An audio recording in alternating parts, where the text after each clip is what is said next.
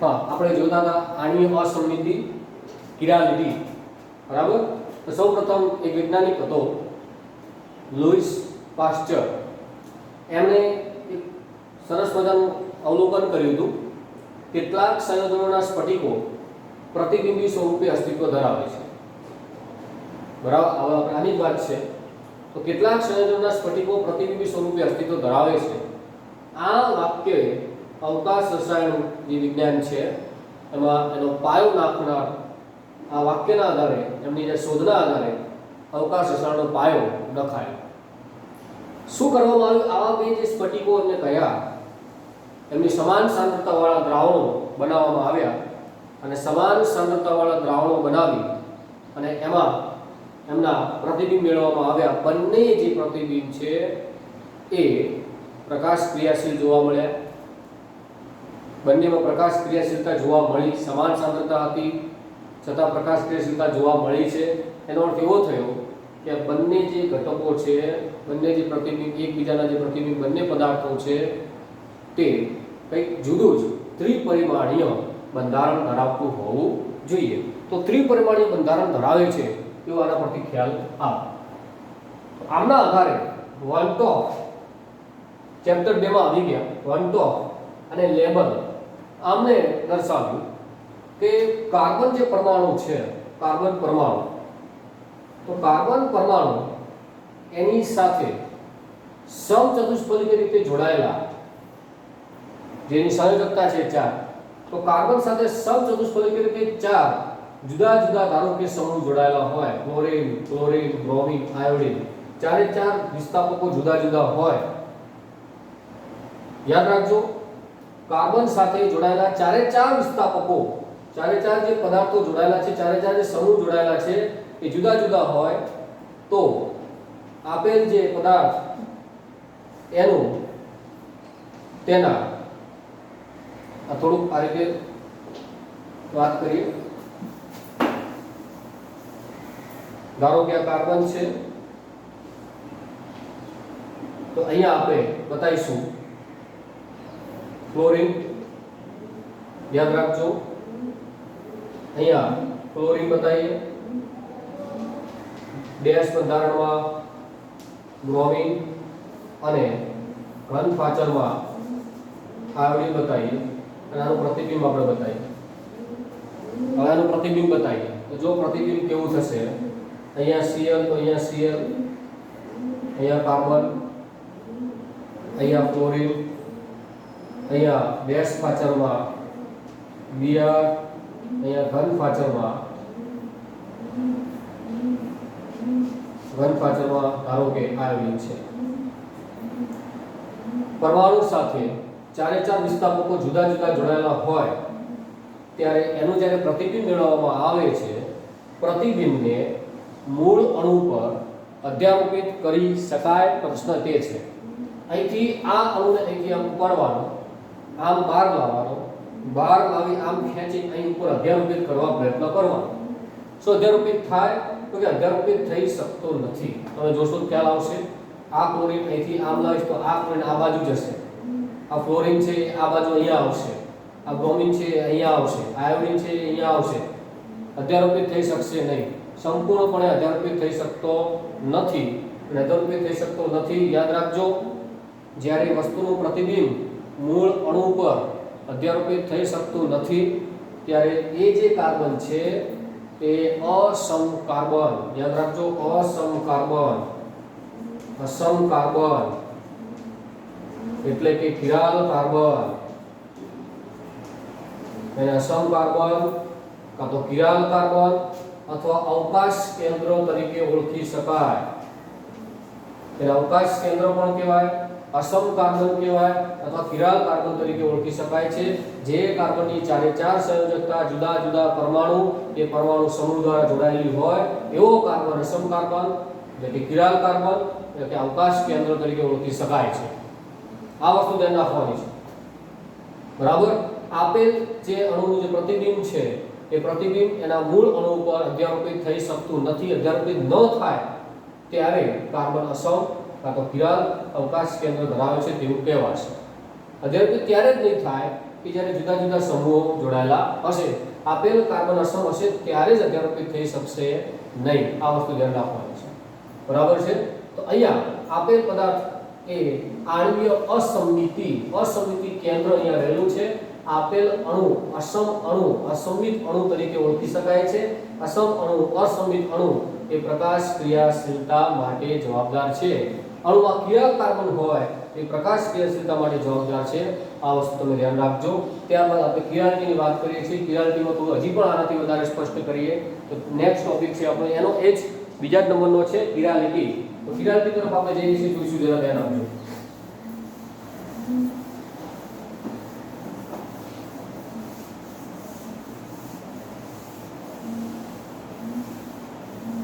Chirality એની અંદર વાત કરીએ.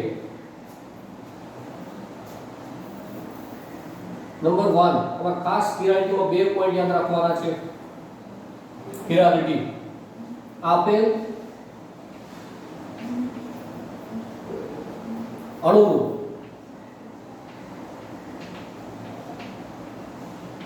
પ્રતિબિંબ, તમે આ રીતે પણ બોલી શકો, આપેલ અણુનું પ્રતિબિંબ મૂળ અણુ પર અધ્યારોપિત થઈ શકતું ન હોય. જો અધ્યારોપિત ન થતું હોય, નંબર 1 પહેલી વાત કરીએ, પ્રતિબિંબ મૂળ અણુ પર અધ્યારોપિત થઈ શકતું ન હોય. તમે આવું પણ બોલી શકો, અણુ તેના પ્રતિબિંબ ઉપર અધ્યારોપિત થઈ શકતો ન હોય. અણુ તેના પ્રતિબિંબ ઉપર અધ્યારોપિત થઈ શકતો ન હોય, આવું પણ બોલી શકાય. અથવા આપેલ અણુનું પ્રતિબિંબ મૂળ અણુ પર અધ્યારોપિત થઈ શકતું ન હોય. તો યાદ રાખજો કે અધ્યારોપિત ન થઈ શકતું હોય તો તે અસમ આણ્વીય, એવું પણ બોલી શકાય, આણ્વીય અસંમિતતા, કિરાલિટી ગુણધર્મ ધરાવે છે. કિરાલિટી ગુણધર્મ ધરાવે છે. અધ્યારોપિત ન થઈ શકે તો કિરાલિટી ગુણધર્મ ધરાવે છે. બરાબર, આ વસ્તુ ધ્યાન રાખવાનું છે. અને કિરાલિટી ગુણધર્મ ધરાવે તો પ્રકાશ ક્રિયાશીલતા હોય છે. તો પ્રકાશ ક્રિયાશીલતા ગુણધર્મ ધરાવે છે. તો અધ્યારોપિત ન થઈ શકે તો કહેવાનું યસ કિરાલિટી ગુણધર્મ ધરાવશે. આણ્વીય અસંમિતતા ધરાવે છે. પ્રકાશ ક્રિયાશીલતા ધરાવે છે. ચાર વસ્તુ એની જ આવી છે. આ વાત કરી આપણે, અધ્યારોપિત થઈ શકતું નથી. તમે જોઈ શકો અધ્યારોપિત કરવા ગમે તેટલો પ્રયત્ન કરશો, અધ્યારોપિત થઈ શકશે નહીં. પરંતુ ધારો કે અધ્યારોપિત થઈ શકતું હોય આપેલ અણુનું પ્રતિબિંબ, આપેલ અણુનું પ્રતિબિંબ મૂળ અણુ પર અધ્યારોપિત થઈ શકતું હોય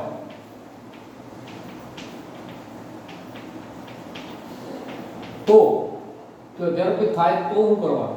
અધ્યારોપિત થાય તો આણ્વીય અસંમિતતા ગેરહાજર, આણ્વીય અસંમિતતા ગેરહાજર, આણ્વીય અસંમિતતા ધરાવતું નથી. કિરાલિટી ગુણધર્મ ધરાવતું નથી.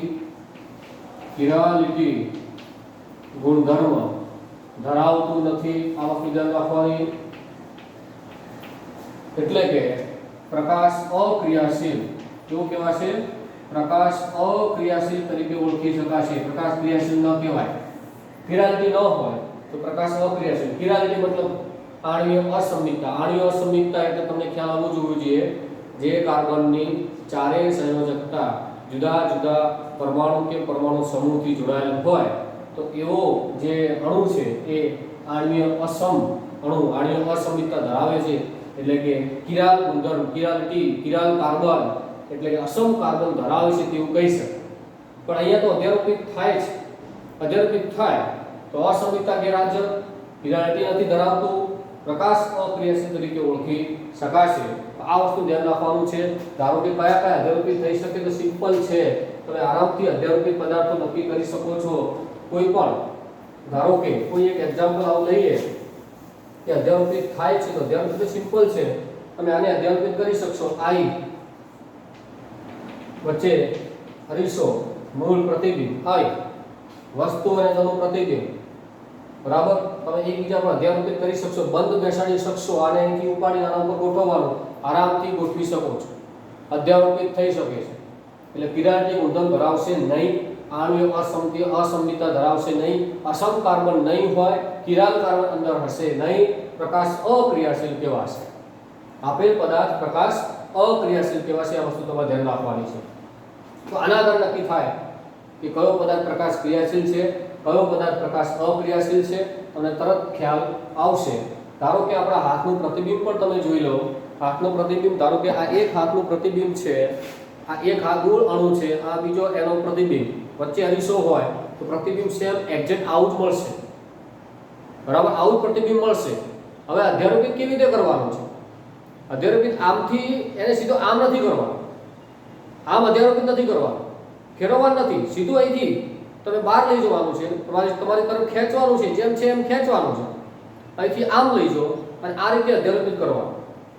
તો તમે જોશો તો અધ્યારોપિત થઈ શકશે નહીં, કેમ કે તમને ખબર પડી જશે. તમે આથી આમને આમ લઈ જવાનું છે, સીધું પ્રતિબિંબ જે છે એને સીધું તમારી તરફ લઈ જવાનું છે, સીધું અધ્યારોપિત કરવા પ્રયત્ન કરવાનો છે, એને આમ ફેરવવાનું નથી કોઈ રીતે. એ રીતે અધ્યારોપિત ક્યારેય ફેરવવું પડે આપણે જોઈશું, પણ હાલ આ રીતે તમારે સીધું લઈ જવાનું છે. અધ્યારોપિત આ રીતે જ કરાય.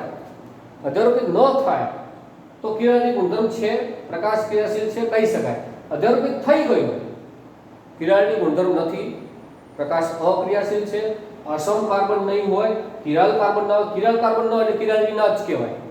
એ સીધો ખ્યાલ આવે આપણને. આ બધી વસ્તુ તમારે ધ્યાનમાં રાખવાની છે. કેટલાક અણુના ઉદાહરણ દ્વારા પણ આપણે ખ્યાલ મેળવીશું. તો એક બે ઉદાહરણ પણ આપણે જોઈ લઈએ કિરણની માટેના.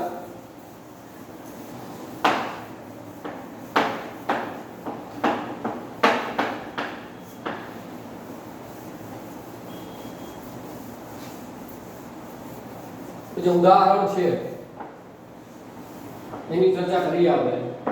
એક ઉદાહરણ છે પ્રોપેન ટુ ઓલ. એટલે કે આ પ્રકારે અણુ છે, થોડું ધ્યાન રાખજો. અણુ કેવી રીતે પ્રકાશ ક્રિયાશીલતા છે કે નહીં આપણે ચેક કરવાનું છે, તો ધ્યાન એ રાખવાનું છે. પ્રોપેન ટુ ઓલ છે આપણી જોડે.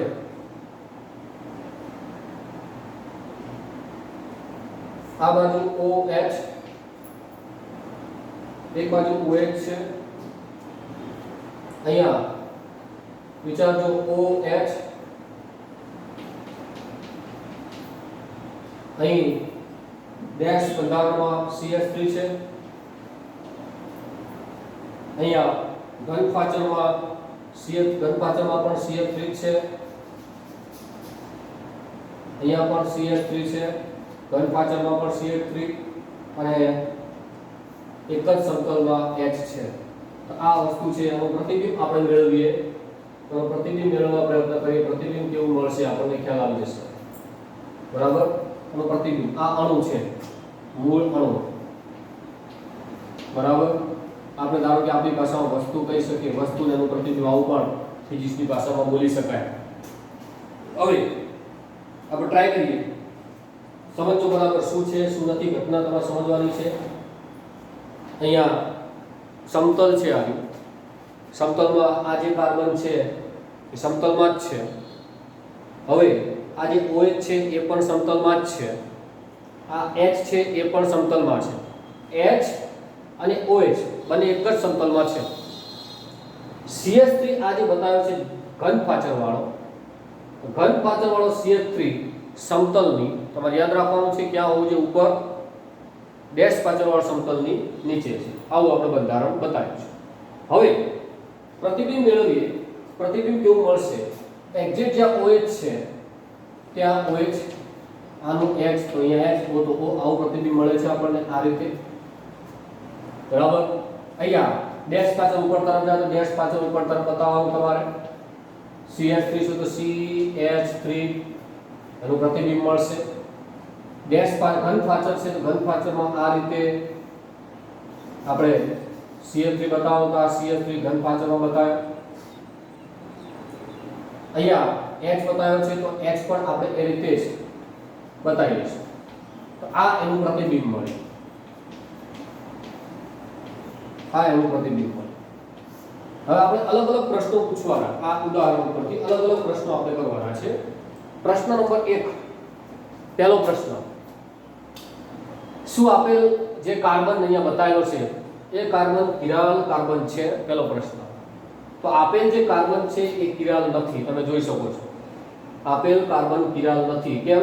CH3 જે સમાન સમૂહ, સમાન જોડાયેલા છે, જુદા જુદા હોત તો કિરાલ કાર્બન અસમ કાર્બન કહેવાય, પણ બે CH3 સમાન છે એટલે આ કિરાલ કાર્બન નથી. અને કિરાલ કાર્બન ન હોય, કિરાલિટી ગુણધર્મ ધરાવે નહીં. કિરાલિટી ગુણધર્મ ન ધરાવે, યાદ રાખજો, કિરાલિટી ગુણધર્મ ન ધરાવતો અધ્યારોપિત થાય. જો કિરાલિટી ગુણધર્મ ના હોય તો અધ્યારોપિત થાય, કિરાલિટી હોય તો અધ્યારોપિત ન થાય. એટલે પહેલું આપણે તપાસ કરી, કિરાલ કાર્બન છે તો કિરાલ કાર્બન નથી. કેમ કે સમાન સમૂહ જોડાયેલા છે, એટલે કિરાલ કાર્બન નથી, એટલે કિરાલિટી નથી. કિરાલિટી નથી તો અધ્યારોપિત થવા જોઈએ. જોઈએ અધ્યારોપિત થાય છે, તપાસ કરો. તમે જોશો, ચેક કરશો, અહીંથી આ અણુને આમ ખેંચો બહાર અને પછી એને અધ્યારોપિત કરવા જાઓ અહીંયા, તો વિચારશો તો સાહેબ અધ્યારોપિત થતું નથી. તમે જોશો અહીંયા દેખાય છે અધ્યારોપિત ખરેખર થવું જોઈએ, પણ અહીંયા અધ્યારોપિત થતું નથી, તમે જોઈ શકો છો. તો શું કરવાનું?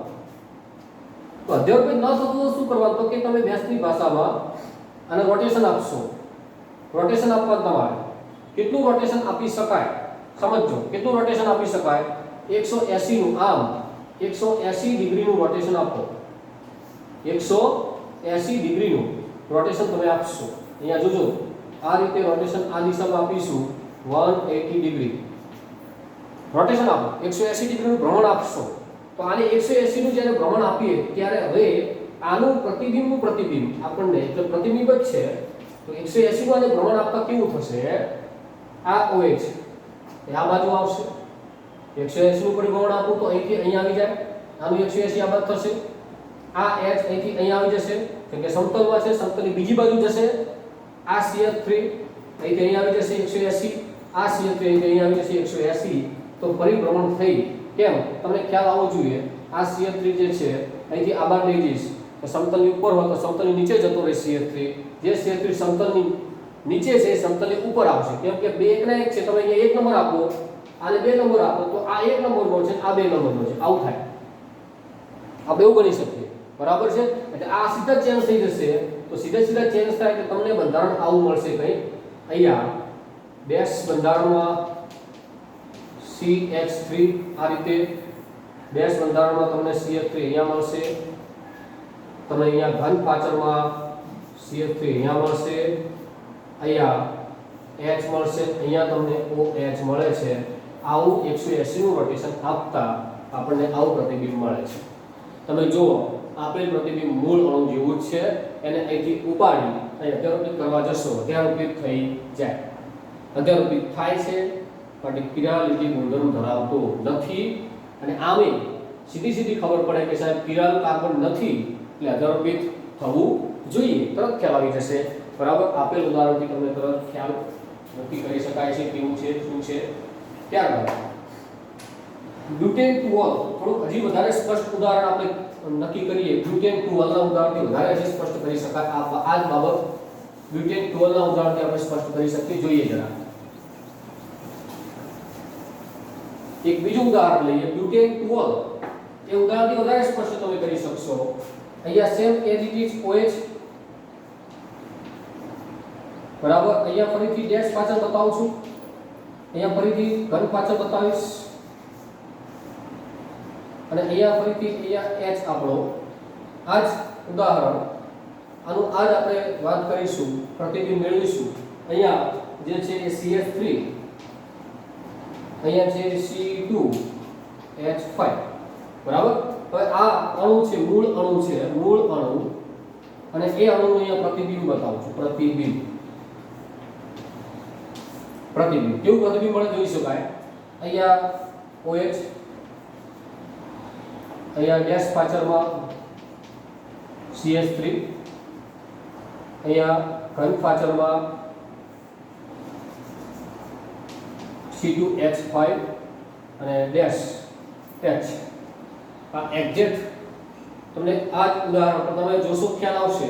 અહીંયા જે કાર્બન છે કેવો છે, કિરાલ છે, તો કે કાર્બન સાથે OH, કાર્બન સાથે H, કાર્બન સાથે CH પર ઇથાઇલ સમૂહ છે, કાર્બન સાથે CH3 મિથાઇલ સમૂહ છે. અહીંયા મિથાઇલ સમૂહ છે, અહીંયા ઇથાઇલ સમૂહ છે. ચારે ચાર વિસ્થાપકો જુદા જુદા છે, ચારે ચાર પરમાણુ, ચારે ચાર અણુ સમૂહ જુદા જુદા છે. તો ચારે ચાર જુદા જુદા હોય તો આપેલ કાર્બન કિરાલ કાર્બન કહેવાય. જો આપેલ કાર્બન કિરાલ હોય, જો આપેલ કાર્બન કિરાલ હોય તો એ કિરાલની ગુણધર્મ ધરાવે છે. અણુને પ્રતિબિંબને મૂળ અણુ પર અધ્યારોપિત કરી શકાશે નહીં. કિરાલની ગુણધર્મ યસ હોય તો પ્રતિબિંબ મૂળ અણુ પર અધ્યારોપિત થઈ શકે નહીં. જોઈએ તપાસ કરી અધ્યારોપિત થાય છે તો તમે ચેક કરશો કે અધ્યારોપિત થઈ શકતું નથી. તમે અહીંથી ઉપાડો, સીધે સીધા આમ લઈ જાઓ, આમ લાવશો તમારી બાજુ અને પછી આમ ગોઠવવા જશો, ગોઠવી શકાશે નહીં. અધ્યારોપિત થઈ શકતું નથી. અધ્યારોપિત ન થઈ શકે એટલે કિરાલની ગુણધર્મ ધરાવે છે. આમે ખ્યાલ પડી જાય કિરાલ કાર્બન હોય, કિરાલની ગુણધર્મ ધરાવે છે. બરાબર. પણ કે સાહેબ તમે પહેલા જે કરી 180 નું પરિભ્રમણ ફરીથી કરી બતાવો અહીંયા. તો અહીંયા આપણે 180 નો ટ્રાય કરી લઈએ. પહેલા જેમ કરી 180 નો ટ્રાય અહીંયા પણ કરી લઈએ. તો અહીંયા 180 નું રોટેશન તમે આપી છે. 180 નું રોટેશન આપશો તો શું થશે? આ OH તમે જોશો આનું પ્રતિબિંબ અહીંયા લઈએ. આ OH પેલા જેવો જો ગોઠવાઈ જશે આમ. બરાબર. અહીંયા ડેશ પાચરમાં, અહીંયા ઘન પાચક, અહીંયા H એમને પણ થશે શું? મેં તમને પહેલા પણ કહ્યું હતું ઉદાહરણમાં, આ જે CH3 છે, આ જે C2H5 છે, જે C2H5 ઘન પાચરમાં છે એ C2H5 ડેશ પાચરમાં જતો રહે અને જે CH3 ડેશ પાચરમાં છે એ ઘન પાચરમાં આવી જશે. મેં પહેલા પણ તમને વાત કરી છે કે 1 2 મેં પહેલા ચેન્જ કર્યા હતા. અહીંયા 180 નું રોટેશન આપતા ઉપરવાળો જે ડેશમાં છે, ઉપરવાળો જે ઘન પાચરમાં છે, ઉપર જે છે સમતલની 180 રોટેશન આપતા સમતલની નીચે જતો રહે. સમતલની જે નીચે છે 180 રોટેશન આપતા સમતલની ઉપર આવી જશે. તો આ ધારો કે સમતલની નીચે છે તો ઉપર આવી જશે. આ સમતલની નીચે છે તો સમતલની ઉપર છે તો નીચે આવી જશે. તો આ રીતે અહીંયા બંધારણ મળશે. હવે તમે ફરીથી તમે આને મૂળ જે અણુ પર અધ્યારોપિત કરવા જશો તો અહીંથી અહીંયા તમે અધ્યારોપિત કરવા જો ન થઈ શકે. કેમ? અહીંયા C2H5 છે ડેશમાં, અહીંયા ડેશમાં CH3 છે. અધ્યારોપિત થઈ શકતું નથી. બરાબર છે. તો અહીંયા પણ આપણને ખ્યાલ આવશે કે આપેલ અણુ અધ્યારોપિત થઈ શકતું નથી. અધ્યારોપિત ન થાય તો કિરાલિટી ગુણધર્મ ધરાવે છે અને કિરાલિટી ગુણધર્મ ધરાવે છે, આપેલ કાર્બન અસમ છે, આપણને તરત ખ્યાલ આવશે. આ બીજા કેટલાક ઉદાહરણ છે તમે સોલ્વ કરી શકો જાતે. તમે ઉદાહરણ પણ ધ્યાન રાખી શકો, બુકમાં આપેલા છે. 2-chlorobutan, 2-chlorobutan એ પણ ઉદાહરણ તમે ખ્યાલ આવી શકે છે. બરાબર. bromochloroiodomethane, bromochloroiodomethane આવા વિવિધ ઉદાહરણ દ્વારા પણ તમે આ વસ્તુ સમજી શકો છો. બરાબર. નેક્સ્ટ આપણે ડાયાસ્ટીરિયોમર્સ, ઇનેન્શિયોમર્સ, એપીમર્સ, એનોમર્સ ની આપણે ચર્ચા નેક્સ્ટ લેક્ચરમાં કરીશું.